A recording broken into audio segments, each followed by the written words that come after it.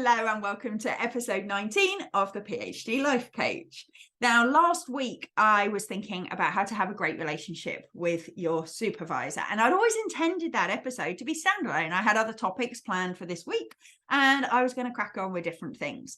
But as I was planning and recording that episode, I realized that so much of the advice I was giving was super useful if you had a largely positive relationship with your supervisor that perhaps had some challenges, some differences of opinion, some differences of approach, perhaps some areas of conflict, but that was grounded mostly in respect and positive behavior. And if that's your situation and you haven't listened to that episode, really go back and listen to the last episode, because I think you'll find it really, really useful. However, I found myself adding all these caveats about how that's not true if you're experiencing problematic behavior from your supervisor.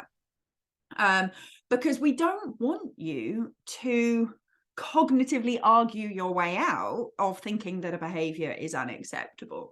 We don't want you to learn how to just accept problematic behavior and cope with it. That's not what we're here to do. So a lot of those techniques that are useful in those situations where it's perhaps just differences of opinion aren't appropriate where you're experiencing inappropriate and problematic supervision. So I decided to do an extra episode. This is your episode of what to do if you have a really problematic relationship with your supervisor. Now, what do I mean by problematic? Well, part of the problem is there isn't a specific definition of what's truly unacceptable. I think there's a whole bunch of stuff that most people would agree are unacceptable in an academic supervisory relationship. In fact, in most relationships. So these would be things like getting yelled at, physical violence, inappropriate comments, sexual harassment, racist, ableist, homophobic, any of those sorts of comments and microaggressions, breaking confidences, stealing your work, belittling you in front of other people, excessive workloads. All of these things, people would generally agree are unacceptable. And so if you're experiencing any of those, this is the episode for you. If you know anybody who's experiencing any of those, please do pass this episode on to them. That is not an exhaustive list. You may well have things that would be unacceptable to you, and that's absolutely fine. We get to decide, we get to define what is unacceptable behavior in our supervisory relationships. So please don't treat that as a checklist that if you don't have one of those, then yours is okay. You get to choose. Now, this is a complicated topic to give advice about because so much depends on the context that you're within. Do you have a problem just with your individual supervisor, but actually the rest of the research group, the rest of the department are supportive?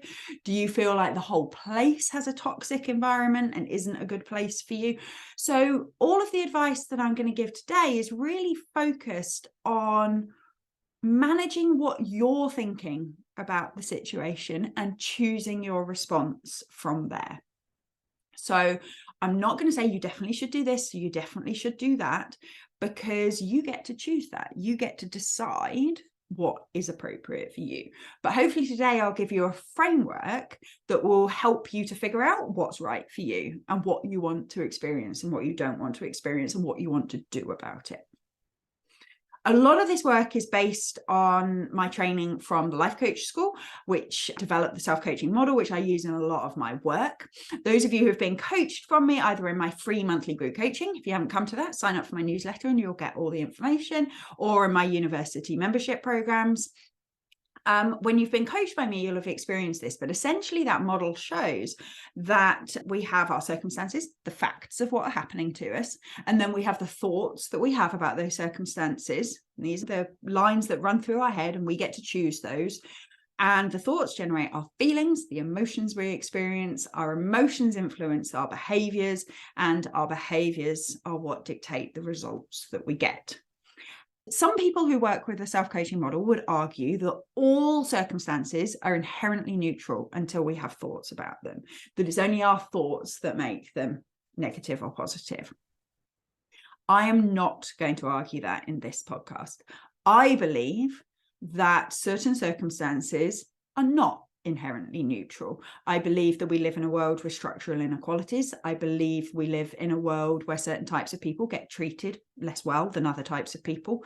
And that's not just in our heads, that's the societal environment that we grew up in and live in. So what I'm not going to do is suggest that you cognitively reframe thoughts about experiencing you're having to make them okay.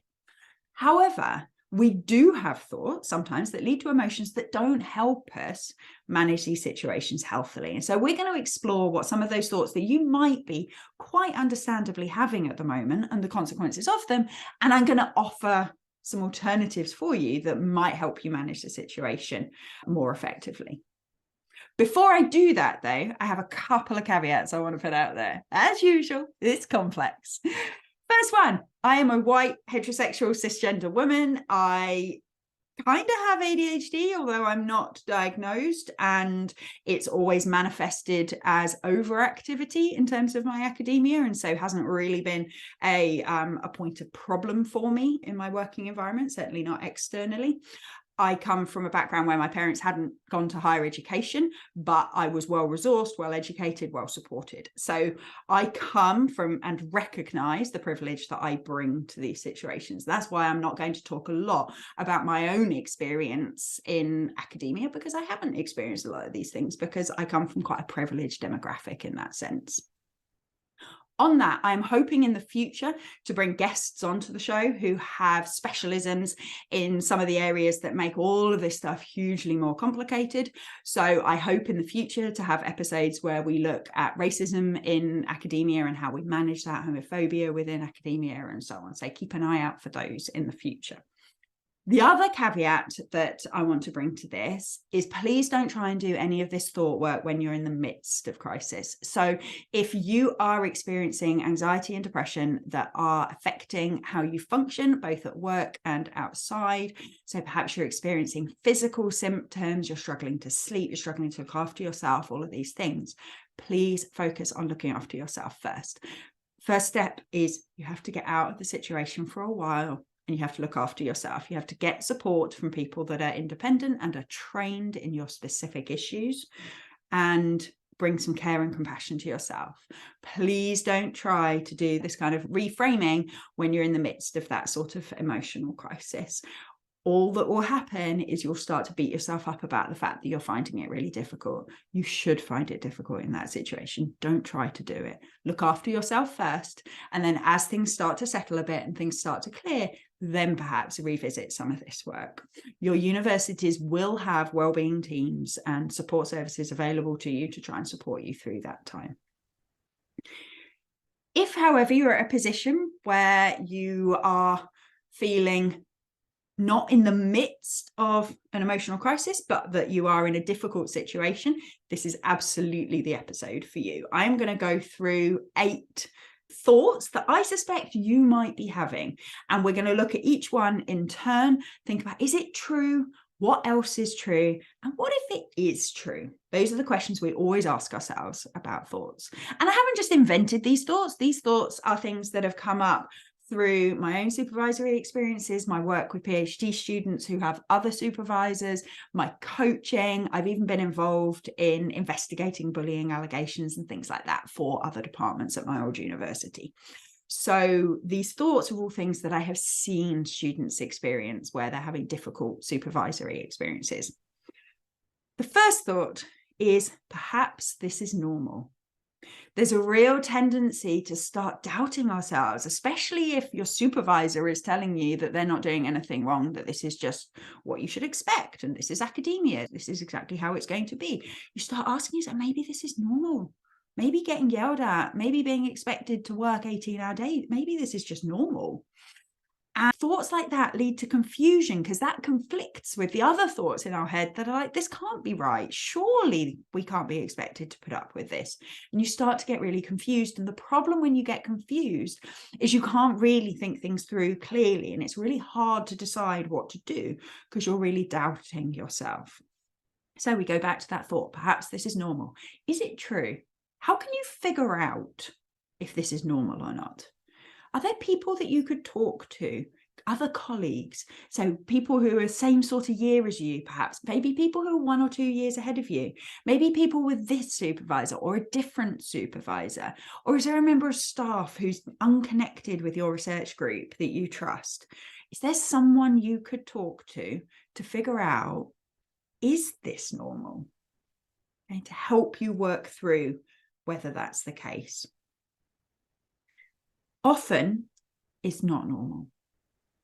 Okay, often it is not what you'd expect. Certainly, looking across all of my experience in academia, across lots of different disciplines, working with a huge variety of people, you shouldn't expect to be treated in these ways.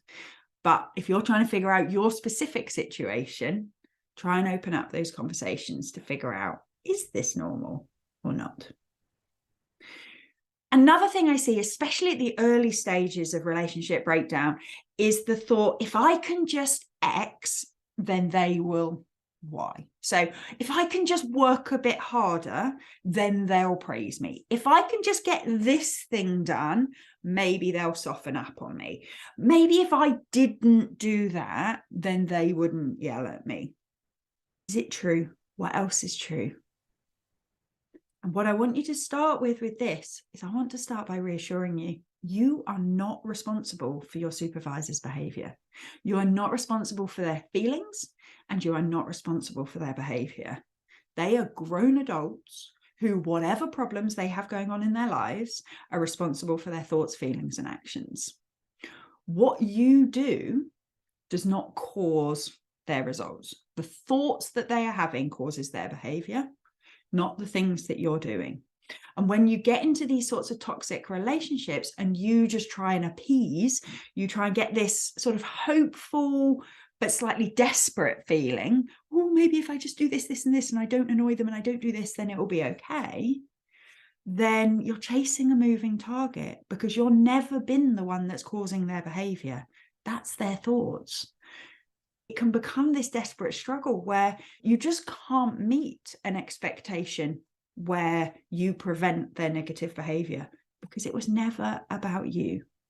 Okay, so if you find yourself saying, if I can just do this, then they'll do that, really take a moment to pause and remind yourself you are not responsible for their behavior.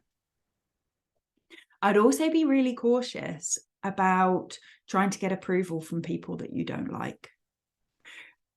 I have seen this in both personal and professional relationships in the past. When you have somebody who perhaps praise doesn't come from very often, there can be a real tendency to really want it and to almost value it more because you don't get it very much. This can be really toxic because, again, you're trying to seek approval from somebody whose judgment you don't actually agree with, somebody who behaves in ways you don't like, and you're trying to do things to get their approval. Instead, I'd really try and get you to focus on, what do you approve of? What do you think is good behavior? Who do you want to be? And focus on giving that approval for yourself, so that you can see your supervisor and their behavior as something that's completely separate to whether you approve of you and whether you are acceptable to you. Thought 3 that you might be having is, maybe I'm just not good enough. I see people turn this in on themselves so often that when you've got a hypercritical supervisor, you start to think, well, maybe I'm just not good enough. Maybe I'm not cut out to be here. And that thought can really lead to feelings of shame. And the problem with shame as an emotion, firstly, it doesn't feel good. That doesn't mean we have to avoid it. Sometimes feeling it can be, it's part of the human experience. But when we feel shame, we tend to isolate ourselves. We tend to avoid talking to other people. We just tend to hide and make ourselves smaller and smaller, which makes it really hard to reach out for help. So when you read like blogs online about what to do if you think you're being bullied, it's always talk to somebody, do this, do that. And it's like, well, yeah, but if you're having these thoughts, maybe I'm not good enough, and you're feeling shame, it's really hard to reach out for support. That's normal. That's human, because you don't want to reach out to support and for that person to be like, well, yeah, of course you should be able to do that. Yeah, you're clearly not up to it then if you can't. You're worried that that person's going to agree with your supervisor. Again, I'd really encourage you to be really careful about what you make your supervisor's behavior mean about you. If you got into your program, you are good enough to be there. Even if, so one of the questions we ask ourselves is, what if this was true? Maybe you're not good enough to be there. Okay? I think it's unlikely, but maybe they made a huge error when they appointed you. I don't believe that, but let's go there. Maybe you are not good enough to be there. You still deserve to be treated with respect.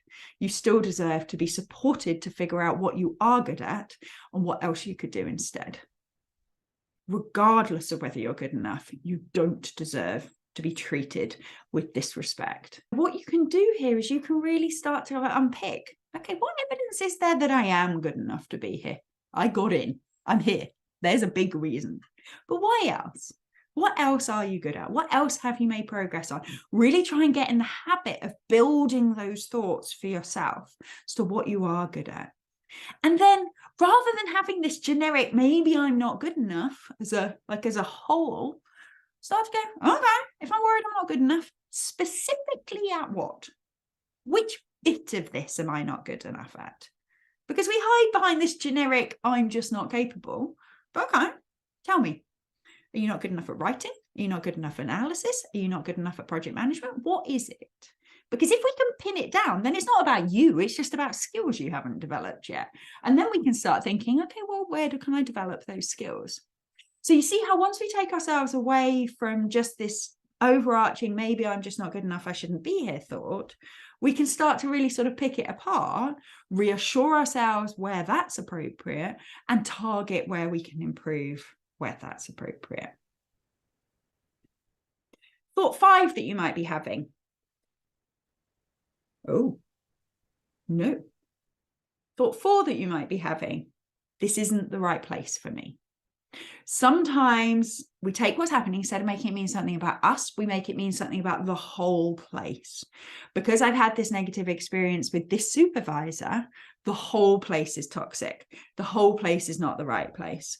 An extra element you might add on to this is not the right place for someone like me.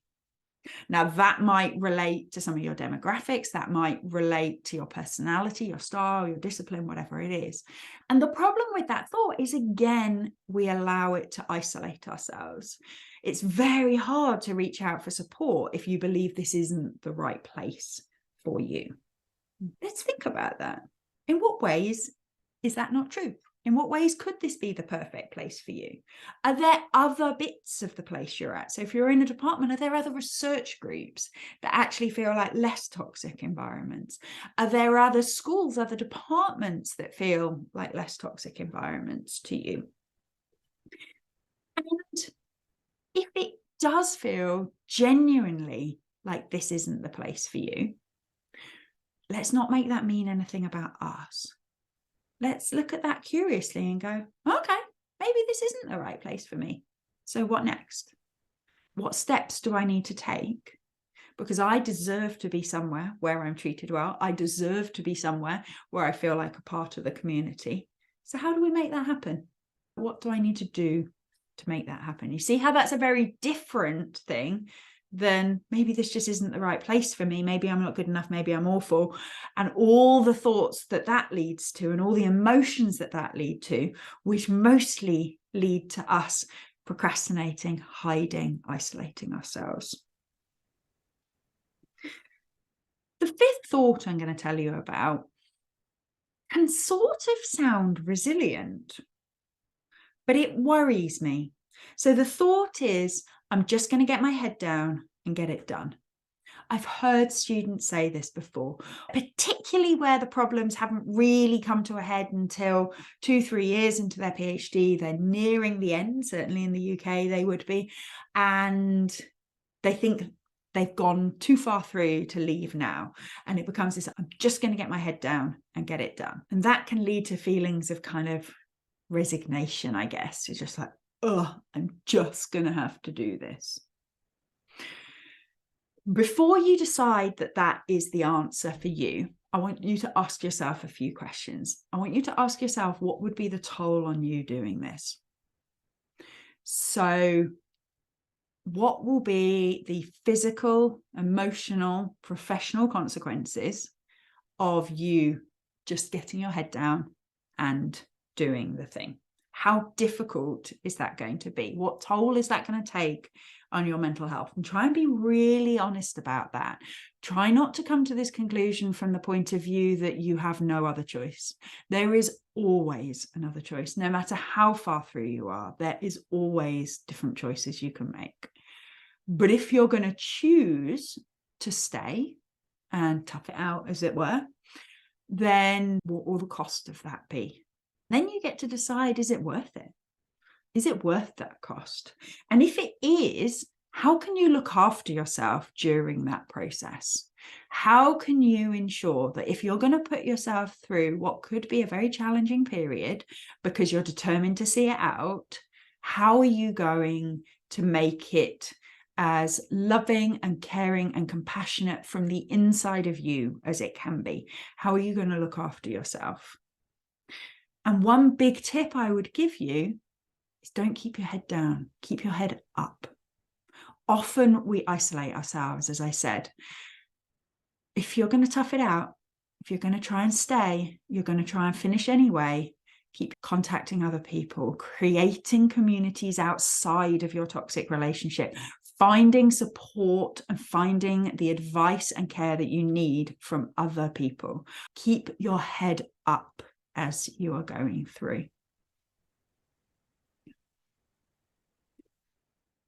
Thought 6 is one that often holds people back from talking to others about this, and this is that no one will believe me.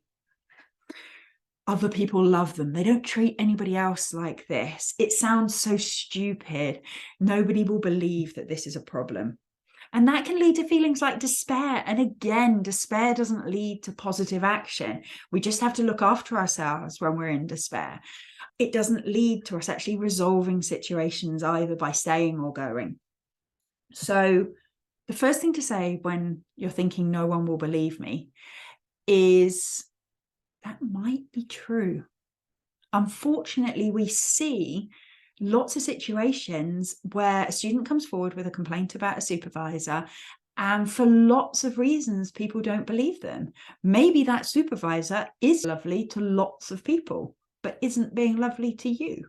Maybe that supervisor used to be a kind and supportive supervisor, but they're not at the moment.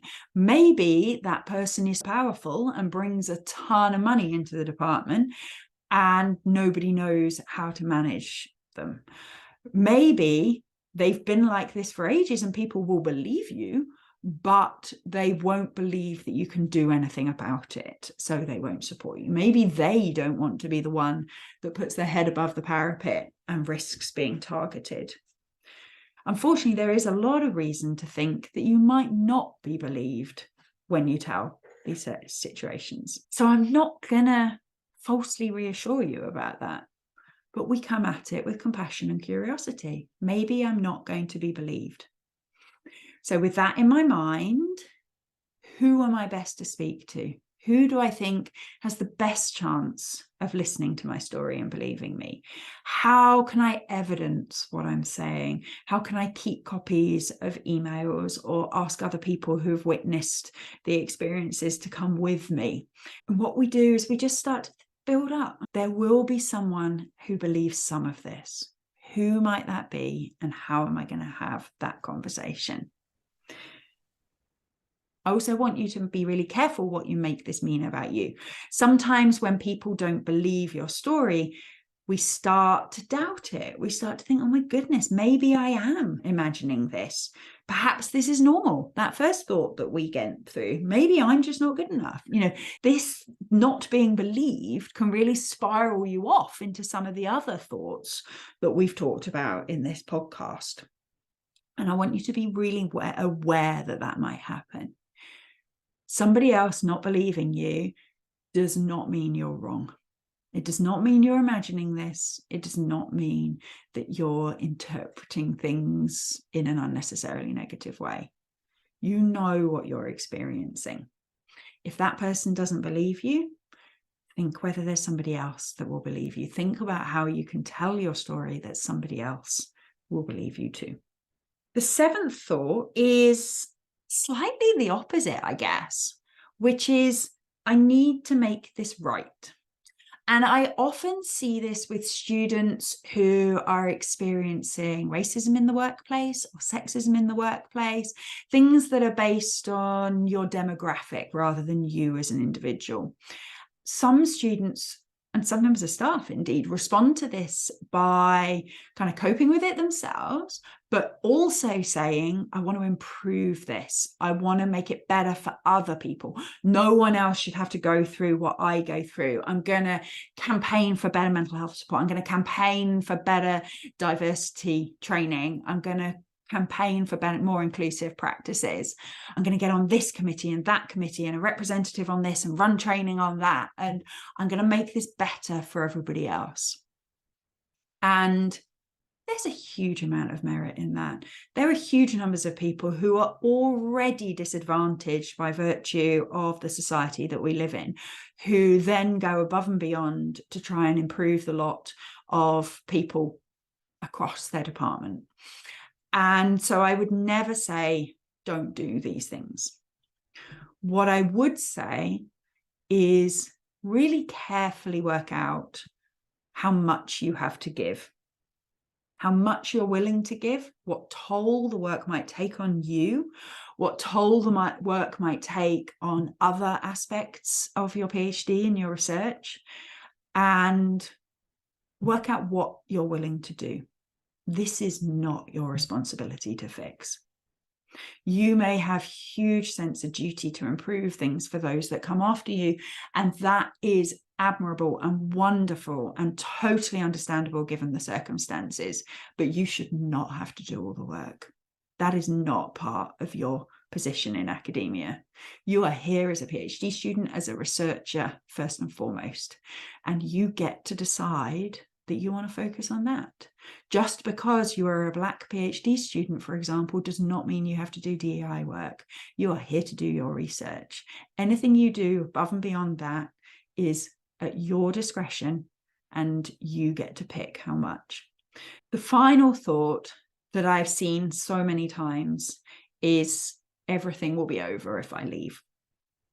So often people tell themselves that there is no alternative to staying, because if you leave, you'll never get on another PhD. And if you never get on another PhD, you'll never have a research career, and you will never get references, and no one will ever take you seriously because this person might badmouth you around the discipline, and that you'll be giving up everything that you've worked for.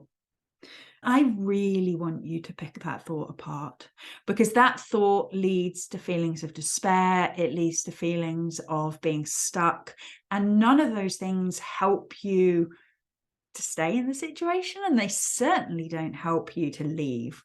So if you find yourself thinking those things, it's understandable. Be compassionate with yourself if you're thinking those things. You have worked incredibly hard to be where you are. This has been your dream for a really long time. And it's really sad and disappointing if that doesn't work out for you, if that isn't the way you wanted it to be. So the first step is you can experience those feelings.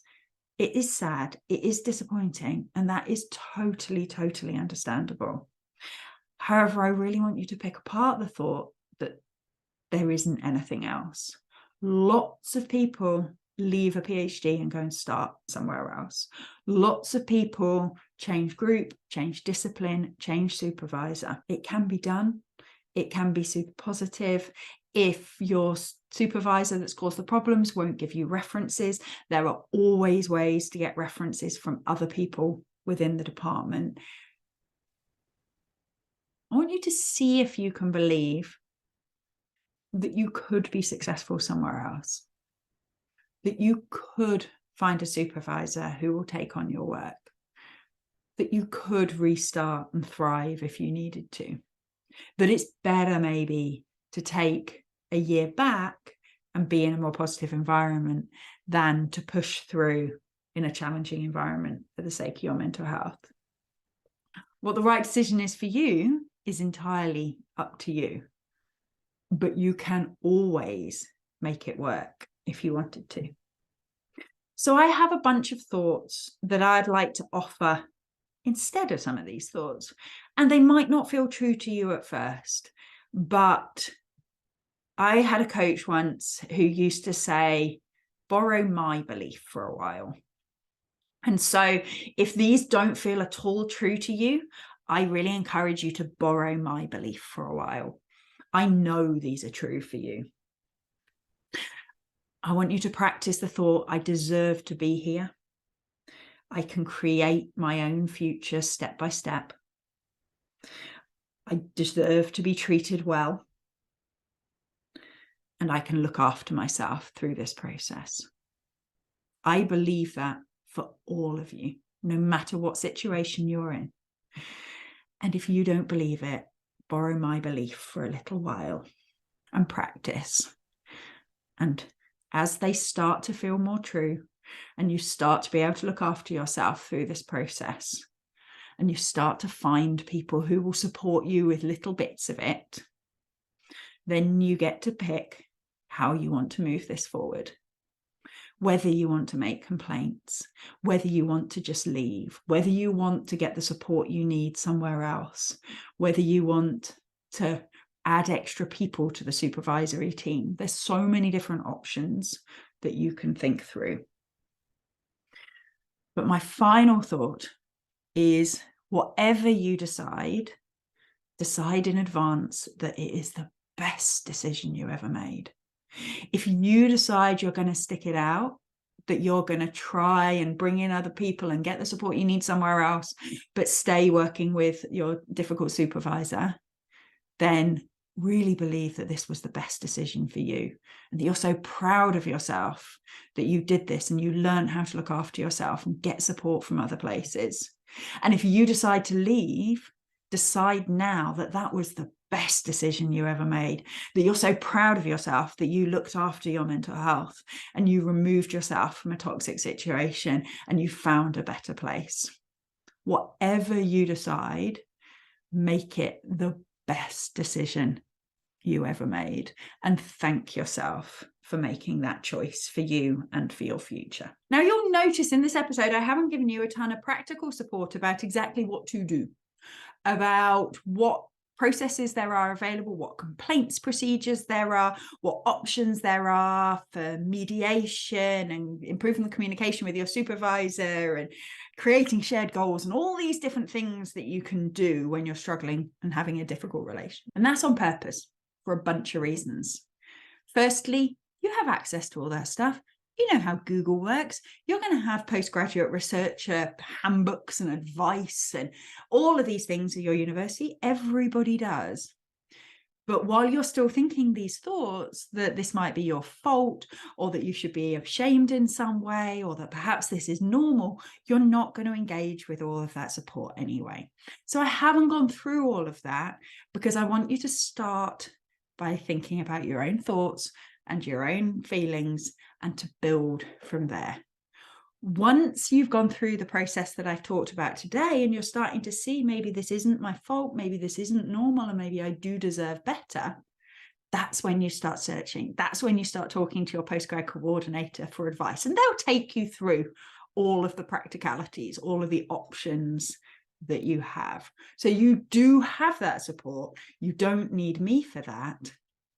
But hopefully this episode has helped get you and your mind and your emotions into a place where you can really use that cognitive ability that you all have and use those resources that you all have to work out the right next steps for you. I really hope that's useful. My love and thoughts are with anybody who's experiencing difficult supervision. If there's any thoughts you're having that I haven't covered in this episode, please do let me know. As I said, this is really the start of a conversation about some of these challenging environments that there can be in academia. So you can get in touch with me on Twitter at Dr. Vicky Burns. You can join my newsletter at thephdlifecoach.com/workwithme, and you can come along to my monthly free coaching. All the information about that is in my newsletter. So if you are having any of these challenges, please do let me know and let me help you. We will be continuing this conversation in future episodes. So let me know any of your thoughts. And in the meantime, look after yourself.